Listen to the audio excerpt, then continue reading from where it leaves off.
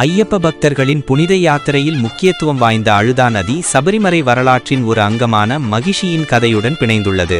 தேவர்கள் அளித்த வரத்தால் ஆணவம் கொண்டு உலகையும் துன்புறுத்திய மகிஷியை அழிப்பதற்காக சிவபெருமானுக்கும் மோகினிக்கும் மகனாக மணிகண்டன் ஐயப்பன் அவதரித்தார். பந்தள நாட்டின் இளவரசராக வளர்ந்த மணிகண்டன் தன் நோக்கம் நிறைவேற வேண்டிய நேரம் வந்தபோது மகிஷியுடன் பெரும்போர் புரிந்தார். இந்த போரின் முடிவில் மணிகண்டன் மகிஷியை வதம் செய்ய தயாரான போது மகிஷி தான் செய்த பிழைகளை உணர்ந்து அழுதாள். அவளுடைய கண்ணீர் பெருகியோடியே இந்த அழுதா நதியாக மாறியது என்று ஒரு கதை கூறுகிறது. மற்றொரு ஐதீகத்தின்படி போரின் முடிவில் ஐயப்பனால் தூக்கி எறியப்பட்ட மகிஷியின் உடல் விழுந்த இடம் இந்த நதிக்கரை என்றும் அவளது ஆன்மா சாந்தி அடையவே இந்த புண்ணிய நதி உருவானதாகவும் நம்பப்படுகிறது.